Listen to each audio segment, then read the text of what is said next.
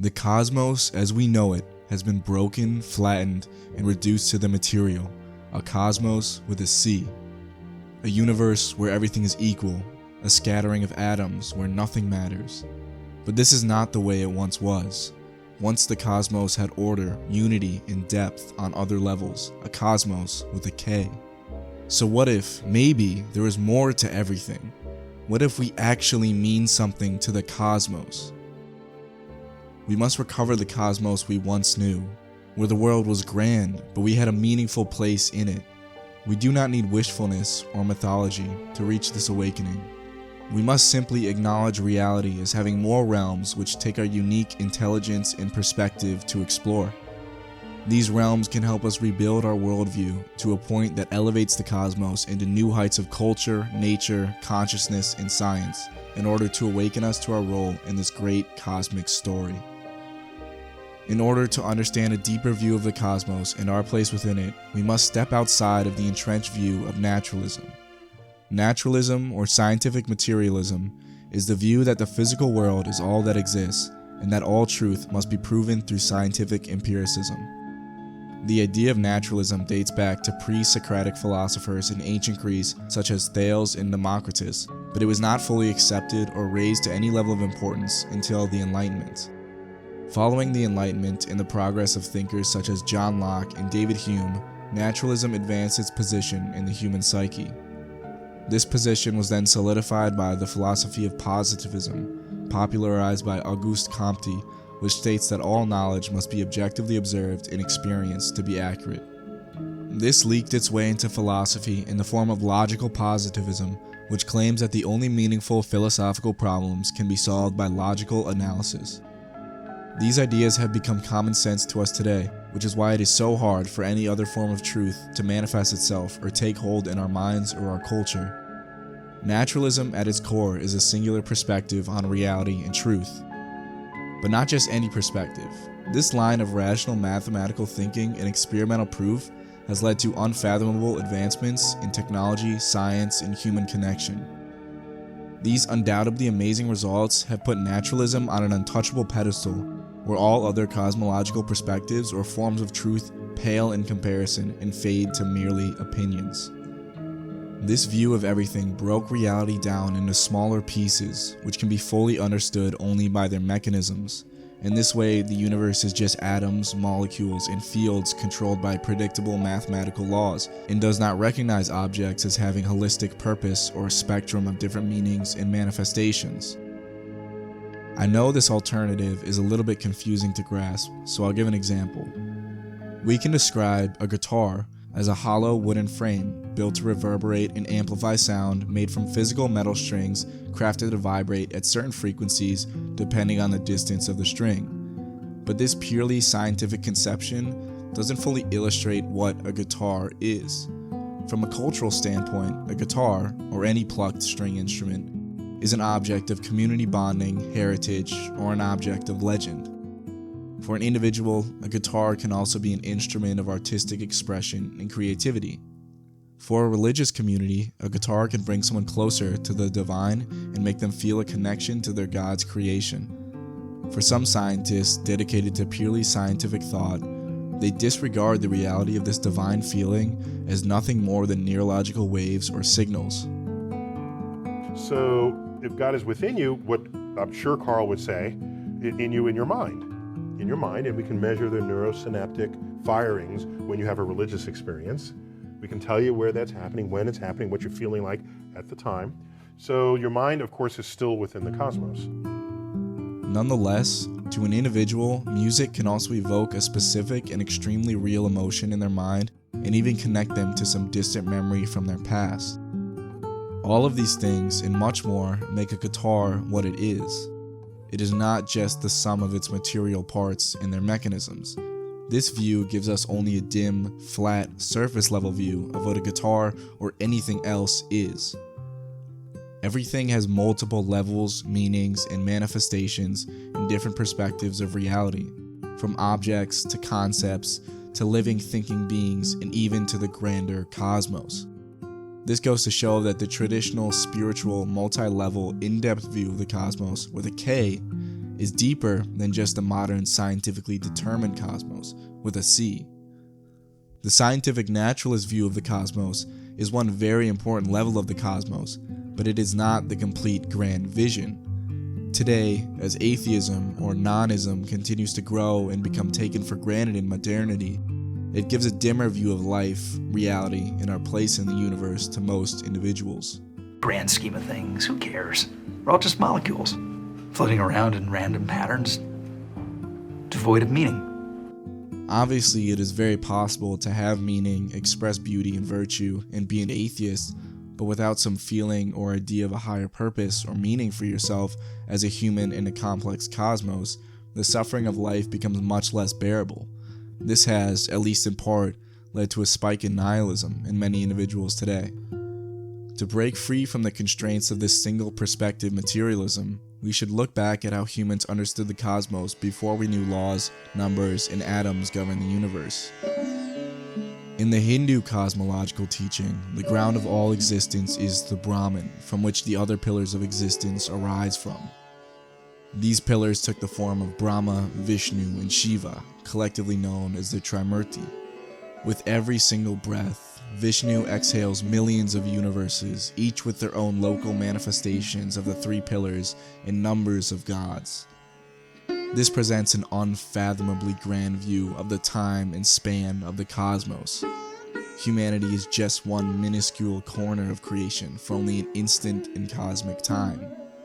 But for Hindus, this does not diminish our value, and if anything, this grandiose of our existence makes what we do even more important. We must live in unity, or dharma, with the Brahman, the cosmic order, the formless form from which all else arises. In the Hindu cosmos, reality has depth. Everything is evaluated by its unity with the ultimate holarchy, the Brahman. Sound is seen as a fundamental creative force. The resonance and frequency of the bhajan awakens the individual to the deeper levels of awareness, from the physical realm to the realm of thought to the spiritual realm. In direct contrast to naturalism, the Hindu belief is that the Maya, or the non-real physical plane of existence, only exists to create real experiences out of objects which will become unreal, existing in a moment of time only for the purpose of the jiva, or viewer. In this cosmos, everything is created by Brahma, maintained by Vishnu, and finally destroyed by Shiva, only to be reborn into creation, the ongoing cycle and rhythm of existence. In the Taoist tradition, a similar nature is envisioned. The Tao is the formless form from which all things arise. The human life and the subtle patterns we experience are seen as a manifestation or microcosm of the greater universe. Similar to the Brahman, the Tao is the creative potential for which the Yin, the destructive force synonymous to Shiva, and the Yang, the force of order similar to Vishnu, operate in the cosmos. Meditative practices are used to align the individual with other states of consciousness beyond the material realm. The Egyptian practices follow the principle or deity of Maat. Maat ensured the balance of justice and truth in the maintenance of the cosmic order. The pantheon of different gods each had their role to play in this grand cosmos and represented different realms of reality. The Eye of Horus represented the ability to recognize different forms of chaos as a means of facilitating change and maintaining cosmic order. The cosmos is also cyclical and dynamic in an endless cycle of creation, maintenance, destruction, and rebirth. Most ancient or modern religions or traditions follow along similar patterns of their view of the grander cosmos. A common perception that arises again and again and again is the concept of a formless form out of which creation arises with built-in mechanisms and pillars of maintaining and renewing itself over vast expanses of time in an ongoing cycle. And our job as humans is to be in multi-level unity, meaning social, moral, and spiritual unity with the purpose and direction of this creation. It is easy to reduce these beliefs to nothing more than just ancient, outdated ideas based on nothing more than subjective experience and opinion. But to deny these ideas as naive or complete fiction without actually looking deeper into them would give a drastically depraved view of the reach of human understanding and only serve to narcissistically promote the denier and their worldview. Instead of denying these ideas, let's look at similar, more concrete ideas that we can grasp today. To start to see reality and truth differently, we have to use more of our own experience and the experience of our lives and acknowledge that as real.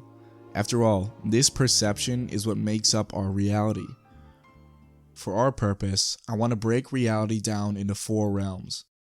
The realm of the I, the we, the it, and the its. The realm of subjective experience, thoughts, beliefs, psychology, dreams, feelings and emotions, consciousness, the interpersonal reality, spiritual experience, the mind. That is the realm of the I. Our shared reality, the things we all experience. Our social interactions, our relationships, cultural norms, sociology, collective myths, our shared spirituality, that is the realm of the we. The external biosphere, the tree of life, the atmosphere, the world of natural selection, the grand extent of ecology on our planet, the objective biological world interconnected, that is the realm of the its. The cosmos with a C, the world of science, mathematics, dark energy, black holes, galaxies, and the standard model of particle physics, that is the realm of the its. Together these 4 realms construct our reality. Without any one of them, our cosmos would be incomplete. Within each realm, there is a different interpretation of truth.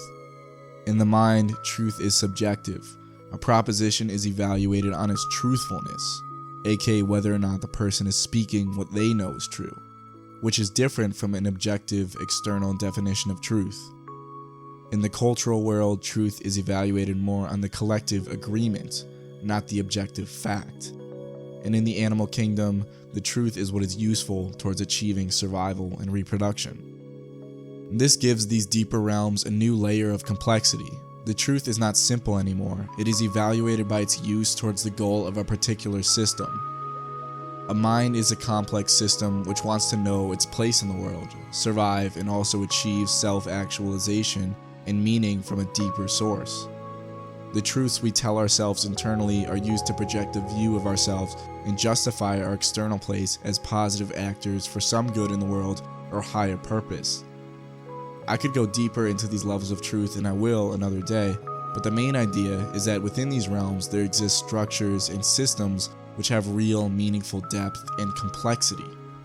And out of this real complexity arises a different construction or perspective of reality, which is used for the purpose of reaching the goal of that system. The universe, as a spattering of atoms and particles in space, does not have these goals, and because of that it is flat, it has no depth.